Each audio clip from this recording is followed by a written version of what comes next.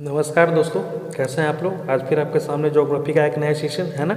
और आपको बिल्कुल ही टेंशन नहीं लेना है कि एग्ज़ाम का डेट क्या आया, कब आया, इतना जल्दी एग्ज़ाम हो गया। बिल्कुल ही टेंशन नहीं लेना है। जो हम करवा रहे हो कर लीजिए, आपके लिए मोर देन इनफ होने वाला है। एक एक शब्द को, एक एक क्वेश्चन को करो चुन चुन कर करवाया जा रहा है। इंपॉर्टेंट क्वेश्चन करवाया जा रहा है ना, प्रीवियस ईयर क्वेश्चन करवाया जा रहा है। जब एग्ज़ाम का टाइम ऐसा होगा तो आप लोग को कंप्लीट हर सब्जेक्ट का एक एक मैराथन डाला जाएगा और वो सिलेक्टेड क्वेश्चन होगा। जो भी होगा आप उतना उसको कर लीजिएगा, आपके लिए मोर देन इनफ हो जाएगा, है ना। वैसे तो सेशन करवा ही रहे हैं अवेलेबल, है ना।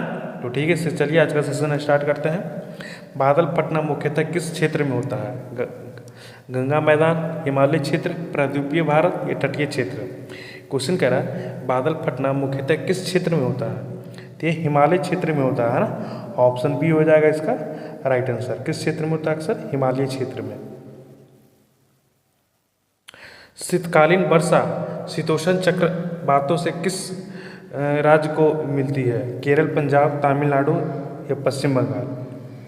क्वेश्चन कह रहा है शीतकालीन वर्षा शीतोष्ण चक्रवातों से किस राज्य को मिलती है? ये ऑप्शन बी हो जाएगा इसका राइट आंसर, पंजाब, है ना। भारत का कौन सा शैल समूह जीवाश्मों में सर्वाधिक समृद्ध है? विंध्यन है, शिवालिक है, गोंडवाना है या कडप्पा है? क्वेश्चन कह रहा है भारत का कौन सा शैल समूह जीवाश्म में सर्वाधिक समृद्ध है? ऑप्शन सी हो जाएगा इसका राइट आंसर, गोंडवाना है ना। बेसाल्ट लावा से निर्मित मिट्टी है। जलोढ़ मिट्टी है, लेटराइट मिट्टी है, लाल मिट्टी है, रेगुर मिट्टी, जिसको हम लोग काली मिट्टी भी कहते हैं, है ना। क्वेश्चन कह रहा है बेसाल्ट लावा से निर्मित मिट्टी कौन सी है?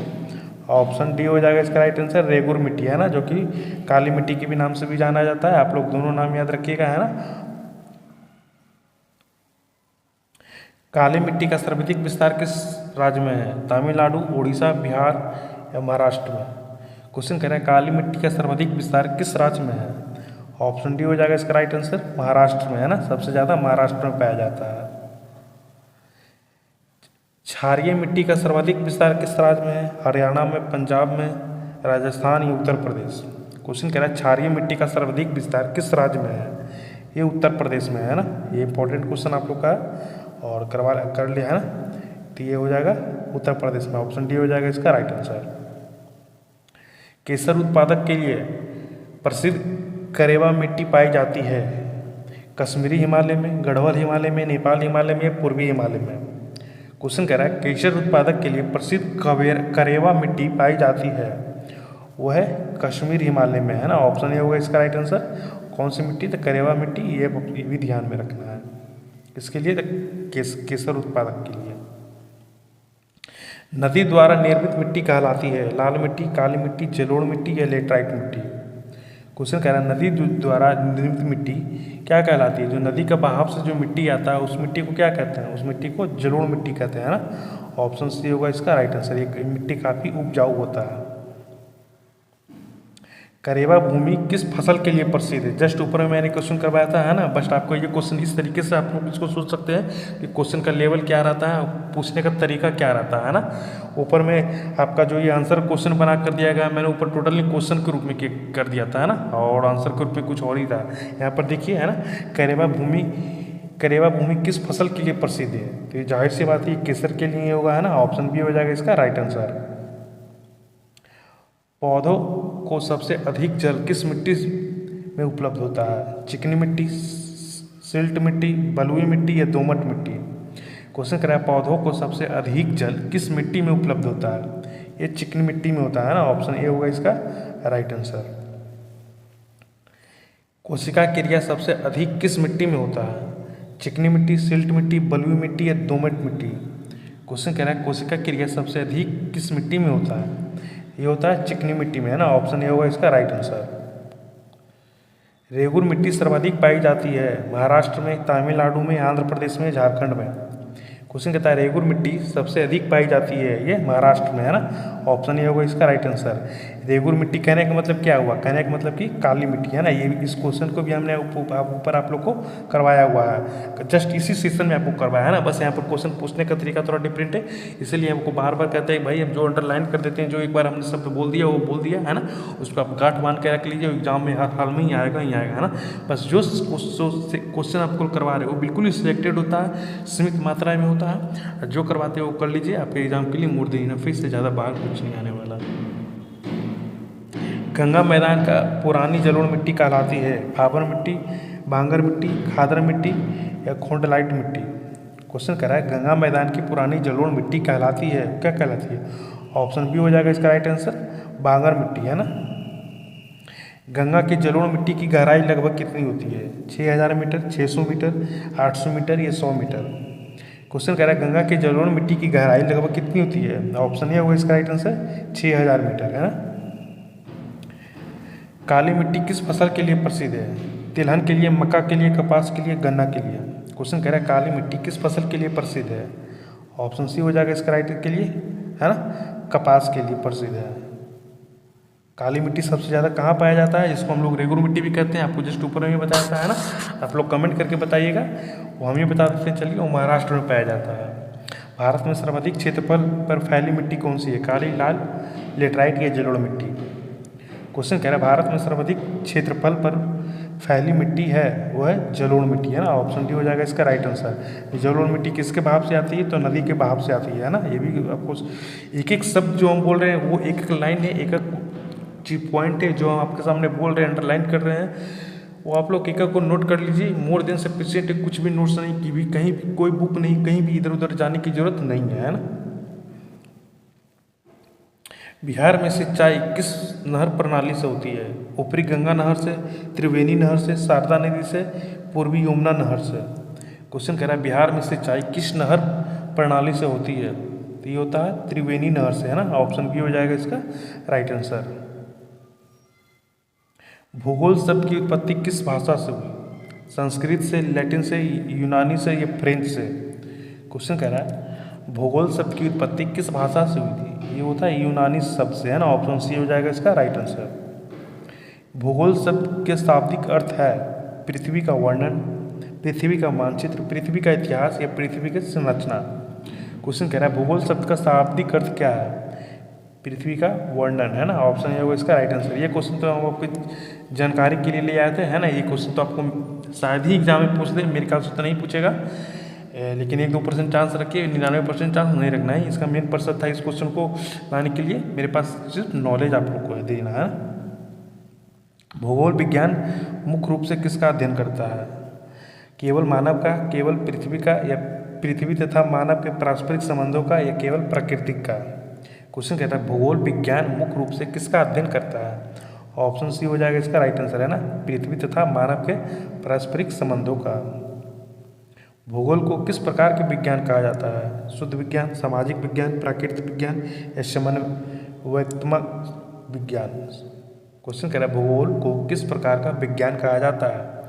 ऑप्शन डी हो जाएगा इसका राइट आंसर है ना, समन्वयात्मक विज्ञान। ऑप्शन डी होगा इसका राइट आंसर। भूगोल की परिभाषा सर्वप्रथम किस विद्वान ने दी थी? अरस्तु ने, टॉलेमी, इरोस्टीनीज ने या हेरोडोटस ने। क्वेश्चन कह रहा है भूगोल की परिभाषा सर्वप्रथम किस विद्वान ने दिया था? ऑप्शन सी हो जाएगा इसका राइट आंसर है ना, इरोस्टीनीज ने। भौतिक भूगोल का मुख्य विषय क्या है? मानव बस्तियाँ, प्राकृतिक पर्यावरण, आर्थिक गतिविधियाँ, राजनीतिक सीमाएं। क्वेश्चन कह रहा है भौतिक भूगोल का मुख्य विषय क्या है? ऑप्शन बी हो जाएगा इसका राइट आंसर है ना, प्राकृतिक पर्यावरण। भौतिक भूगोल किसका अध्ययन नहीं किया जा सकता है? पर्वत का, नदियों का, जलवायु का या जनसंख्या का। क्वेश्चन क्या है भौतिक भूगोल का किसका अध्ययन नहीं किया जा सकता है? ये जनसंख्या का अध्ययन भौतिक भूगोल से नहीं किया जा सकता है ना। ऑप्शन डी होगा इसका राइट आंसर। आप लोग कमेंट करके बताइएगा किस के अंतर्गत इसका अध्ययन किया जाता है ना। और बाकी भौतिक भूगोल के जो अंतर्गत अध्ययन किया जाता है वो पर्वत, नदियाँ, जलवायु ये तीनों समाहित ही उसमें है ना। भौतिक भूगोल पृथ्वी के किस मंडल से संबंधित है? केवल स्थल मंडल से, केवल वायुमंडल से, केवल जल मंडल से या उपयुक्त सभी। क्वेश्चन कह रहा है भौतिक भूगोल पृथ्वी के किस मंडल से संबंधित है? ऑप्शन डी हो जाएगा इसका राइट आंसर, है ना। उपयुक्त सभी कहने का मतलब कि स्थल मंडल, वायुमंडल और जलमंडल तीनों से संबंधित है ना, तीनों के बारे में इसके अंतर्गत आता है। निम्नलिखित में से कौन सा भौतिक भूगोल की शाखा है? राजनीतिक भूगोल, आर्थिक भूगोल, जलवायु विज्ञान या सामाजिक भूगोल। क्वेश्चन कह रहा है निम्नलिखित में से कौन सा भौतिक भूगोल की शाखा है? यह जलवायु विज्ञान है ना, ऑप्शन सी होगा इसका राइट आंसर। भौतिक भूगोल का अध्ययन किसके लिए उपयोग है? प्राकृतिक आपदाओं से को समझने में, जलवायु परिवर्तन समझने में, प्राकृतिक संसाधनों का अध्ययन में, ये उपयुक्त सभी। क्वेश्चन कह रहा है भौतिक भूगोल का अध्ययन किसके लिए उपयुक्त है? ये उपयुक्त सभी के लिए उपयुक्त है ना, ऑप्शन डी होगा इसका राइट आंसर। प्राकृतिक आपदाओं से समझने के लिए, जलवायु परिवर्तन समझने के लिए या प्राकृतिक संसाधनों के अध्ययन में। भूगोल की प्रमुख शाखाएं हैं भौतिक व सामाजिक भूगोल, भौतिक व मानव भूगोल, मानव व राजनीतिक भूगोल, आर्थिक व सामाजिक भूगोल। क्वेश्चन कह रहा है भूगोल की प्रमुख शाखाएं हैं, वो है भौतिक व मानव भूगोल, है ना, ऑप्शन बी हो जाएगा इसका राइट आंसर। मानव भूगोल के संबंध में किससे संबंधित है? पर्वत व पठार, नदियाँ व झील, मानव की गतिविधियाँ या वायुमंडल। ये क्वेश्चन तो मेरे ख्याल से आपके लिए हिट एंड ट्रायल है ना, आप लोग इसको देख के टिक कर सकते हो। मानव भूगोल ही संबंधित है मानव की गतिविधियाँ से, है ना, ऑप्शन सी होगा इसका राइट आंसर। आर्थिक भूगोल किसका अध्ययन करता है? जलवायु, जनसंख्या, आर्थिक क्रियाएं या प्राकृतिक वनस्पति। क्वेश्चन कह रहा है आर्थिक भूगोल किसका अध्ययन करता है? ये हो जाएगा आर्थिक क्रियाएं की, है ना, ऑप्शन सी होगा इसका राइट आंसर। राजनीतिक भूगोल का अध्ययन किससे संबंधित है? कृषि से, उद्योग से, राज्य और सीमाएं से या व्यापार से। क्वेश्चन कह रहा है राजनीतिक भूगोल का अध्ययन किससे संबंधित है? ऑप्शन सी हो जाएगा इसका राइट आंसर, है ना, राज्य और सीमाएं से। निम्नलिखित में से कौन सी मानव भूगोल की शाखा है? भू आकृतिक विज्ञान से, समुद्र विज्ञान से, जनसंख्या भूगोल से या जलवायु विज्ञान से। क्वेश्चन कह रहा है निम्नलिखित में से कौन सी मानव भूगोल की शाखा है? यह जनसंख्या भूगोल से, है ना, ऑप्शन सी होगा इसका राइट आंसर। समुद्र के अध्ययन से संबंधित शाखा कहलाती है भू आकृतिक विज्ञान, जलवायु विज्ञान, समुद्री विज्ञान या मृदा विज्ञान। क्वेश्चन कह रहा है समुद्र के अध्ययन से संबंधित शाखा कहलाती है, वो हो जाएगा समुद्र विज्ञान, है ना, ऑप्शन सी होगा इसका राइट आंसर। मिट्टी के अध्ययन को कहा जाता है जल विज्ञान, मृदा विज्ञान, भूभौतिक विज्ञान या समुद्री विज्ञान। क्वेश्चन कह रहा है मिट्टी के अध्ययन को हम लोग क्या कहते हैं? उसको हो जाएगा मृदा विज्ञान, है ना, ऑप्शन बी हो जाएगा इसका राइट आंसर। पृथ्वी का अध्ययन क्यों आवश्यक है? प्राकृतिक संसाधनों के संरक्षण के लिए, पर्यावरण संतुलन को बनाए रखने के लिए, आपदाओं से सुरक्षा के लिए या उपयुक्त सभी। क्वेश्चन कह रहा है पृथ्वी का अध्ययन क्यों जरूरी है? ऑप्शन डी हो जाएगा इसका राइट आंसर, उपयुक्त सभी हो जाएगा, है ना, ऑप्शन डी होगा। ये प्राकृतिक संसाधनों के संरक्षण के लिए भी, पर्यावरण संतुलन को बनाए रखने के लिए भी, आपदाओं से सुरक्षित रखने के लिए, है ना, कहने का मतलब ये तीनों सही हो जाएगा, इसलिए ऑप्शन डी हो गया। पृथ्वी अध्ययन से हमें क्या जानकारी मिलती है? जलवायु परिवर्तन का, भूकंप और ज्वालामुखी का, प्राकृतिक संसाधनों का, उपयुक्त सभी।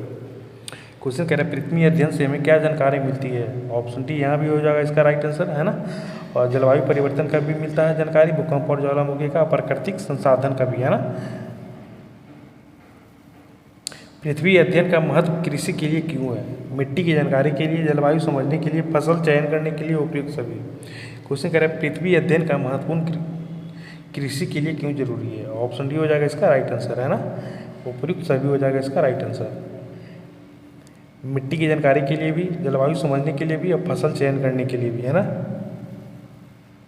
प्राकृतिक आपदाओं की पूर्व चेतावनी में क्या अध्ययन के सहायक है? इतिहास, भूगोल, राजनीति, अर्थशास्त्र। क्वेश्चन कह रहा है प्राकृतिक आपदाओं की पूर्व चेतावनी कौन सा अध्ययन सहायक मिलेगा? वो भूगोल के पढ़ने से सहायक मिलेगा, है ना, ऑप्शन बी होगा इसका राइट आंसर। पृथ्वी अध्ययन का संबंध किससे नहीं है? पर्यावरण संरक्षण, संसाधन प्रबंधन, अंतर्राष्ट्रीय राजनीति या आपदा प्रबंधन। ये क्वेश्चन तो मेरे ख्याल से आप लोग देख के टिक कर सकते हैं, ना। तो पृथ्वी अध्ययन जो संबंधित नहीं है, ऑप्शन सी हो जाएगा इसका राइट आंसर, है अंतर्राष्ट्रीय राजनीतिक, ये पृथ्वी अध्ययन से संबंधित नहीं है, ना, ऑप्शन सी होगा इसका राइट आंसर।